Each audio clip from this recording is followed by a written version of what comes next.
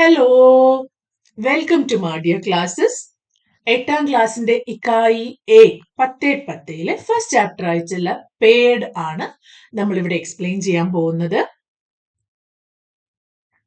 കുട്ടികളോടാണ് ഞാൻ ഒരു വീഡിയോ ഇട്ട് ഇതുവരെ വെയിറ്റ് ചെയ്തത്. നിങ്ങളുടെ ഒരു റെസ്പോൺസ് അറിയാൻ വേണ്ടിയാണ്. എനിക്കത് അറിയാൻ പറ്റിയിട്ടില്ല. നമ്മുടെ വീഡിയോ കുറെ ലാഗ് ആവുന്നുണ്ടെന്നോ നീട്ടി വലിച്ചു പറയുന്നുണ്ടെന്നോ അല്ലെങ്കിൽ ഇത്രയും കൂടുതൽ ആവശ്യമില്ല എന്നോ ഒക്കെ നിങ്ങൾക്ക് കമന്റ് ആയിട്ട് അറിയിക്കാവുന്നതാണ്. ഈ ചാപ്റ്ററിന്റെ വിശദമായ വീഡിയോ നമ്മൾ ഓൾറെഡി അപ്ലോഡ് ചെയ്തിട്ടുണ്ട്. ഇവിടെ ഈ കവിത മാത്രം വേഗം വേഗം പറഞ്ഞൊന്ന് പോവുകയാണ്. കവിതയുടെ പേര് പേഡ്. ഇത് എഴുതിയിരിക്കുന്നത് സുശീൽ ശുക്ല. ഏറ്റവും ഇമ്പോർട്ടന്റ് ആയിട്ടുള്ള കുറച്ച് വേർഡ്സും അതിന്റെ മീനിങ്ങും കൊടുത്തിട്ടുണ്ട്. പേഡ് മരം, ദർസി തയ്യൽക്കാരൻ, ഘോസ്ല പക്ഷിക്കൂടാണ്, അപ്പൊ ഘോസ്ലെ പക്ഷിക്കൂടുകൾ, ഹവായെ കാറ്റ് കാറ്റുകൾ, ധൂപ് വെയിൽ, ഛായ തണൽ, കത്രൻ കത്രൻ എന്ന് പറഞ്ഞാൽ വെട്ടിയിട്ടിട്ടുള്ള തുണിക്കഷ്ണങ്ങൾ. പേഡ് തും പേഡ് നഹി തും ദർസി. ഈ കവിതയിൽ ഒരു മരത്തിനോട് പറയുകയാണ്, പേഡ് തും പേഡ് നഹി, മരമേ നീ വെറും ഒരു മരമല്ല, തും ദർസി നീ ഒരു തയ്യൽക്കാരനാണ്. കിത്നെ സിലെ ഘോസ്ലെ കിത്നി സിലി ഹവായെ, നീ എത്രയെത്ര പക്ഷിക്കൂടുകളാണ് തുന്നി ഉണ്ടാക്കിയിരിക്കുന്നത്. ഘോസ്ലെ. അതുപോലെ നീ എത്രയെത്ര കുളിർക്കാറ്റുകളെയാണ് തുന്നിച്ചേർത്തിട്ടുള്ളത്. കിത്നി സിലി ഹവായെ, കാറ്റിനെ തുന്നിച്ചേർത്തിരിക്കുന്നു. ധൂപ് സിലി തോ ഭിഗർ ഗയി, നീ വെയിലിനെ തുന്നാൻ ശ്രമിച്ചപ്പോൾ അത് ചിതറിപ്പോയി. ഭിഗർ ഗയി. കത്രൻ കത്രൻ ചായായേ, അത് ചിതറിപ്പോയിട്ട് തുണിക്കഷ്ണങ്ങൾ പോലെ ചെറിയ ചെറിയ തണലുകൾ രൂപപ്പെട്ടു. കത്രൻ കത്രൻ തുണിക്കഷ്ണങ്ങൾ പോലെ, ഛായായേ നിഴലുകൾ അല്ലെങ്കിൽ തണലുകൾ രൂപപ്പെട്ടു. പേഡ് തും പേഡ് നഹി തും ദർസി, മരമേ നീ വെറും ഒരു മരമല്ല, നീ ഒരു തയ്യൽക്കാരനാണ്. ഈ ബോക്സിൽ ഒരു ചോദ്യം ചോദിക്കുന്നുണ്ട്. ധൂപ് സിലി തോ ബിഗർ ഗയി, കത്രൻ കത്രൻ ഛായായേ, ഇസേ ക്യാ ദൃശ്യ ഉഭർ ആത്താ ഹേ.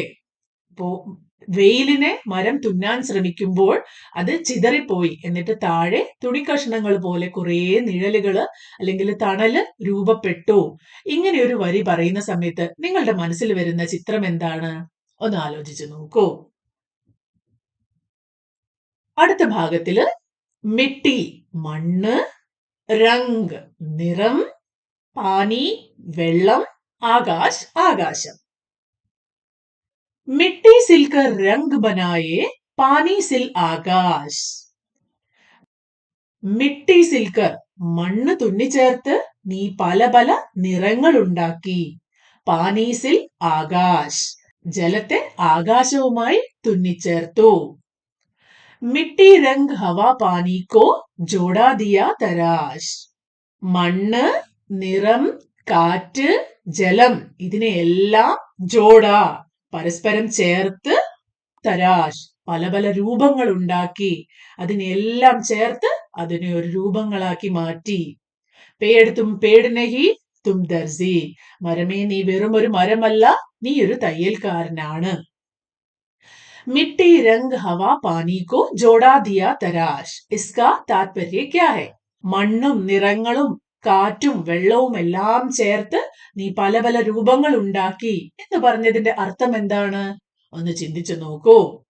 ഇനി അടുത്ത ഭാഗത്തേക്ക് പോകുമ്പോൾ, ജമീൻ എന്ന് പറഞ്ഞ ഭൂമി, മെഹക് സുഗന്ധം, ഫൂൽ പൂവ്, പശ്മീനെ അതൊരു കമ്പിളി ഷോൾ ഒക്കെയാണ്, വില കൂടിയ കമ്പിളി അല്ലെങ്കിൽ പട്ട് ഷോളാണ്. സ്വാദ് രുചി, ആം മാമ്പഴം, ജാമൂൻ ഞാവൽപ്പഴം, ബാഗ് തോട്ടം, വൻ കാട്. തുമ്നെ കിത്നി സിലെ കിനാരെ കിത്നി സിലി ജമീനെ, മരത്തിനോട് പറയുകയാണ്, നീ എത്രയെത്ര അതിരുകളാണ് തുന്നിച്ചേർത്തത്. കിനാരെ എന്ന് പറഞ്ഞാൽ നദിയുടെയൊക്കെ തീരം അല്ലെങ്കിൽ അതിരുകൾ, അതാണ്. എത്രയെത്ര അതിരുകളാണ് നീ തുന്നിച്ചേർത്തത്. കിത്നി സിലി ജമീനെ, എത്രയെത്ര ഭൂമികളാണ് നീ തുന്നിയെടുത്തിരിക്കുന്നത്. രംഗ് മെഹക്കി ഹുയി സിലായി ഫൂൽ സിലെ പശ്മീനെ. രംഗ് മെഹക്ക് നിറങ്ങളും സുഗന്ധവും, അതായത് പൂക്കളില് എന്തൊക്കെയാണ് തുന്നിച്ചേർത്തത്? നിറങ്ങളും അതുപോലെ സുഗന്ധവും.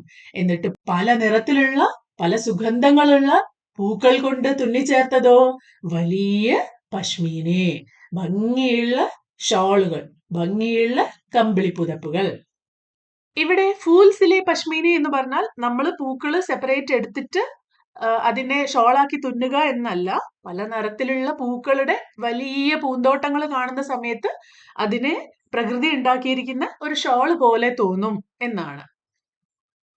ഈ ബോക്സിലുള്ള ക്വസ്റ്റ്യൻ, രംഗ് മേക്കി ഹുയി സിലായി ഇസ്കാ മത്ലബ് ക്യാ ഹേ? സുഗന്ധവും നിറങ്ങളും തുന്നിച്ചേർത്തു, എന്താണ് ഇതിന്റെ അർത്ഥം? ആലോചിച്ച് നോക്കൂ. പേട് തും പേട് നഹി തും ദർസി.